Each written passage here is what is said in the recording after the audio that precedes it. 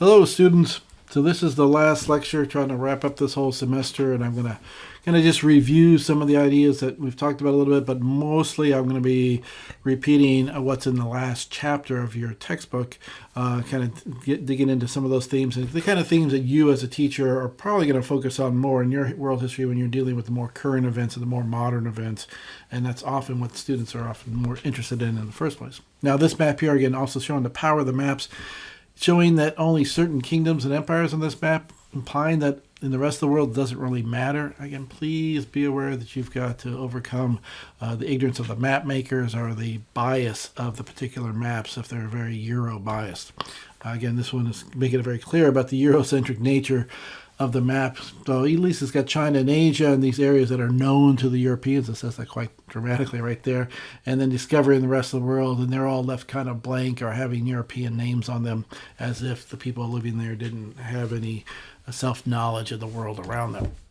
And then this one just showing the nighttime of the world, this more modernization that I would argue that many students, especially high school, middle school, are going to be more interested in what's going on now than so much in the past. So for the chapter, we got current global issues, re-globalism, feminism, and fundamentalism. And some of that fundamentalism I touched on already with a few of the Islamic lectures, but we'll dig into it one more time. So global economic transactions quickened dramatically after World War II. World trade skyrockets from 57 billion in 47 to 18.3 trillion in 2012. Money's become highly mobile globally, international credit cards allowing easy transfer of money to other countries. So instead of always having to change your money from one currency to another, this international trade, international globalism, international travel is all part of this modern world. Central to this process is also the transnational corporations, huge global businesses that operate in many countries simultaneously. Some transnational corporations have greater economic clout than many countries, having larger budgets and larger spending. By 2050, one of the world's 100 largest economic units were transnational corporations and not countries. Again, this is an area that I would suggest focusing some of your own research as a teacher on, because I think it's going to be something important. Large numbers of workers, both laborers and professionals, have moved all over the world from poor countries to richer ones. Millions more people have sought refuge in the West from oppression or civil war at home. Others migrate from developing industrialized nations, known as labor migrants. Now, again, almost all of that last number 4 there, all those themes are pretty much consistent throughout the whole time period. People migrating, moving, and from rich to poor. I guess the key thing for the modern period is how much easier it is to do. All right, this is showing foreign investments. Again, this idea that money can flow wherever it wants, faster than people, but that people can flow as well. Growth, instability, and inequity. Global economic globalization accomplished and maybe helped generate the greatest economic growth spurt in world history. Life expectancies rose nearly everywhere, infant mortality has declined, literacy rates have increased, and greater decline in poverty. New world economy experienced a series of crises, most recently in 2008. Both massive chasms have developed between the rich industrialized countries and everywhere else. Ratio between income of the top and bottom 20% of the world's population was 3-to-1 in 1820 and now is 86-to-1 in 1991. Again, the key here is that we can see at different moments in the 20th century, especially particularly right after World War I and World War II, where more equality seen, or at least economic equality, seemed to be something that was happening in general across the planet. And then as we get to the end of the 20th century with the transnational corporations becoming more dominant, that economic equality tending to leave. Now, again, you can pick and choose your data. You can pick and choose different countries to deal with some of this income disparity as well. Growing disparity has become the source of conflict between the richer global north and the developing global south. This is more for our modern 21st century. Tension over trade rules in terms of foreign aid, growing disparities between developing countries make collective action more difficult. All right. So, growing economic inequality within individual states, both rich and poor. The United States lost millions of manufacturing jobs, forcing factory workers into lower paying jobs, while others prospered in high-tech industries. Now, something here to kind of keep an eye on, though, is how do you want to measure economic success? Those jobs that leave the West or leave the United States, these manufacturing jobs, then become high-paying jobs in these other developing nations. So it is to their benefit, and so therefore creating more wealth in other parts of the world, while being seen negative in terms of the wealth loss in the Western nations. Growing popular movements against globalization emerged in the 1990s. These involved people from both the rich and poor countries. They are arguing that free trade, market-driven corporate globalization lower labor standards, encourage ecological destruction, ignore human rights and local cultures, and enhance global inequities. They attracted global attention with a mass protest at the World Trade Organization's meeting in Seattle in 1991.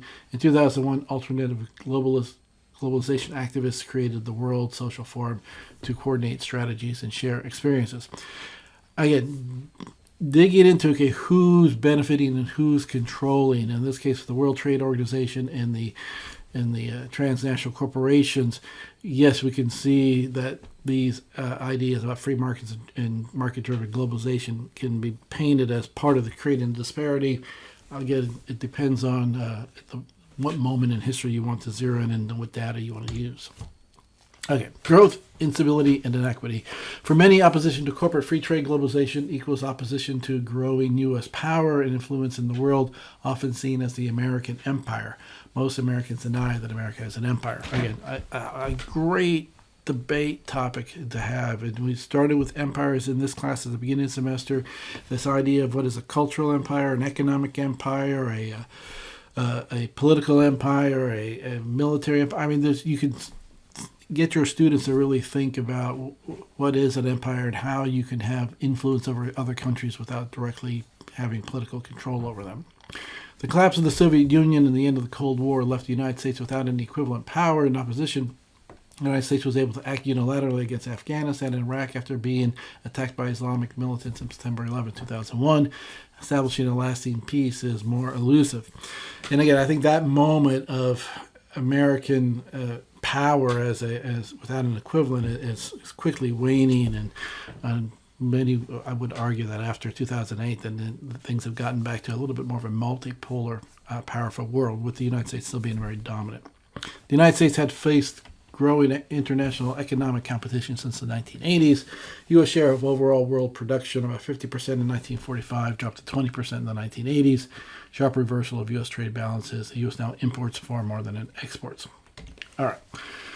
So now this is back to the idea about American empire. Is the United States has military bases all around the world. And that's usually a sign of an empire, is that you can station your military where you want it to be and therefore have either make that area into a colony or at least a subject nation or a tributary nation, depending on what kind of terminology you want to use. And here it's also showing where the CIA and the military has been involved since the 1950s. All right. McDonald's, again, is our transnational corporation spread all over the world. And, of course, Barbie. Barbie, our ideas are Barbie, are dolls that are like Barbie, if not exactly Barbie, also being spread. In this case, a mixture of kind of American culture and the local culture. All right, what about feminism, though? And that's what that doll was supposed to get us into that idea here a little bit. Well, feminism in the West. Organized Western feminism lost momentum in the 1920s after success with suffrage, but revived in the 1960s with a new agenda against historic understandings of women as other or as deviant. New focus on the right of women to control their own bodies and of equal rights in employment and education is this more modern feminism.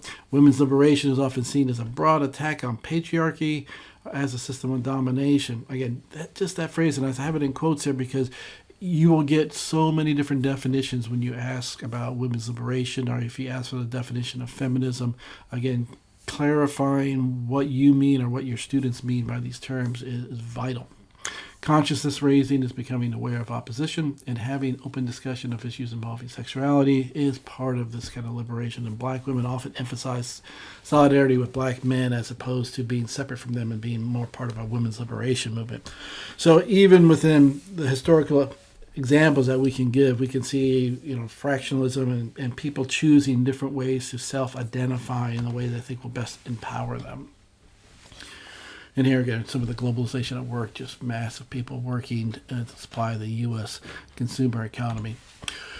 So women were welcomed in communist and revolutionary movements, but then sidelined after movement success. And again, we see that over and over again during our lectures this semester, where we see some of these revolutions, again, giving some changes to women in their society, but never going all the way to full equality. Many African feminists in the 1970s thought Western feminists were too individualistic and too focused on sex. They resented Western feminists' interest in cultural matters like female circumcision and polygamy. So again, what is a female repression and what is a cultural norm, and how do the women in those cultures feel about them as opposed to somebody on the outside putting their own definitions. In Kenya, the women's group movement supported individual women and communities, while in Morocco, the feminist movement targeted laws defining women as minors, which was the case in the United States for the first 100 years or so. Some African governments and African men connect feminism with colonialism, that it's a way of trying to make the men be lesser. All right. So, again, different imagery of feminism, different ways of defining it. Different cultures are going to be focusing on the different goals, and different women's groups are going to focus on more different goals as well. So international feminism. So the women's question becomes a sustained global issue in the 20th century. Patriarchy had lost some of its legitimacy as the UN declared 1975 as the International Women's Year and declared 75 to 85 as the decade for women. So UN sponsored a series of world conferences on women, and by 2006, 183 nations had ratified the UN Convention to eliminate discrimination against women.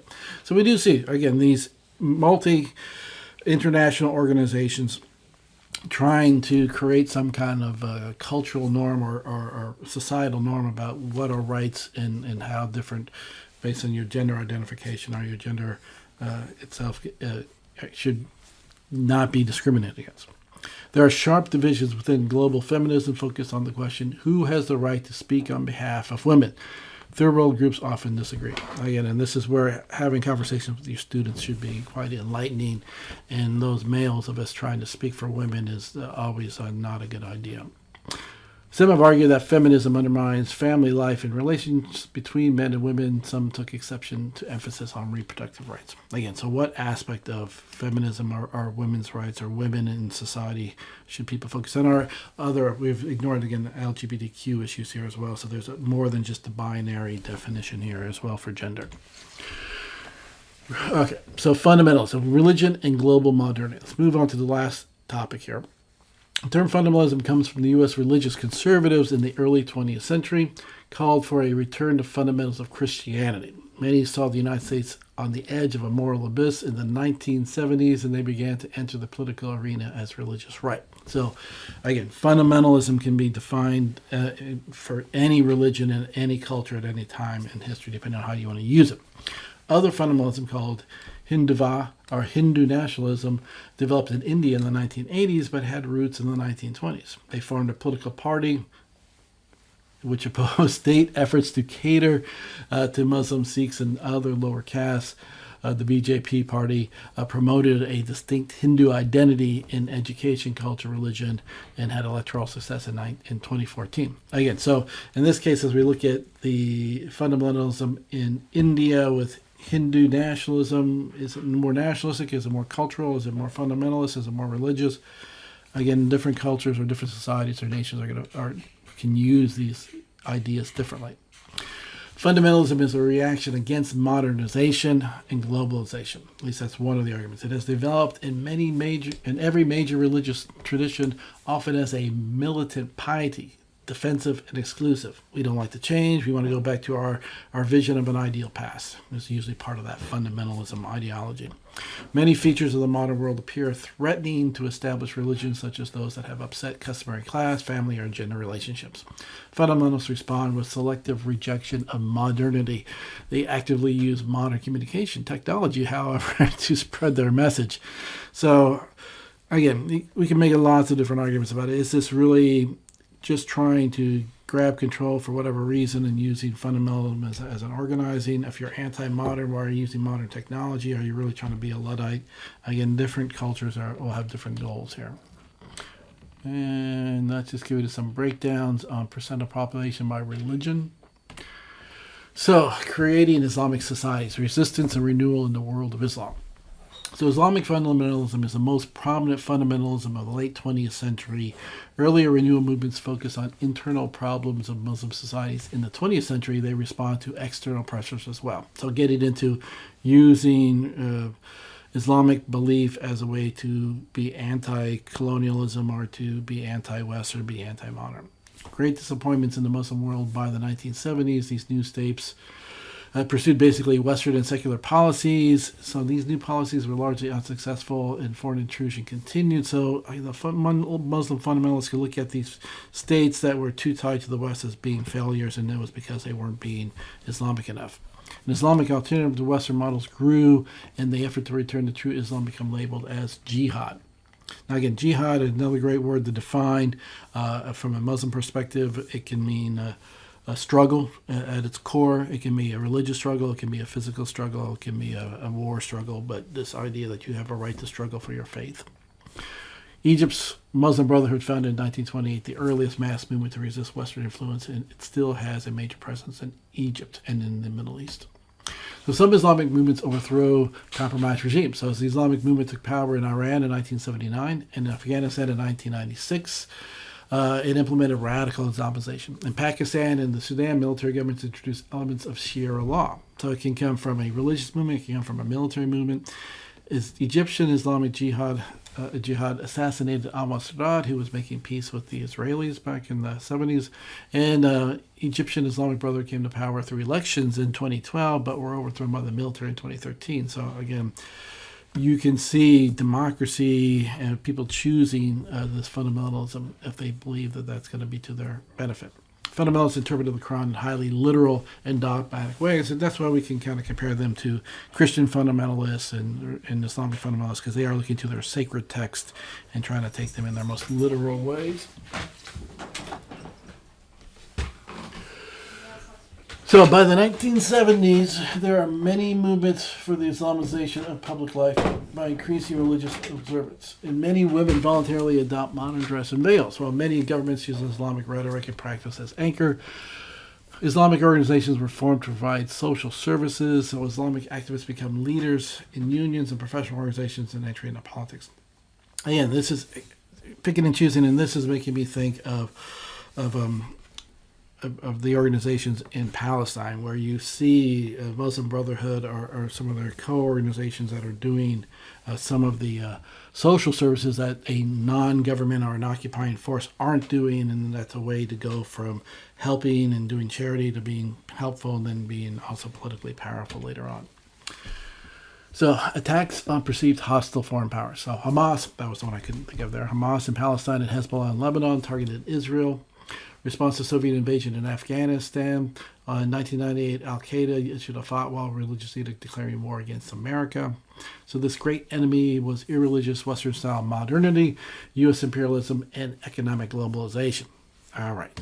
So historical understanding is always incomplete, relative, and subject to change. Again, I make this argument all the time. As we get close to the modern period, you become a little bit more of a social scientist dealing with political science and geography and economics than you do with history, because historians like there to be a nice gap so we can digest and get a look at all the sources. But often getting those ideas out and debating the now is an important part of high school and middle school education. Globalization. I think that should about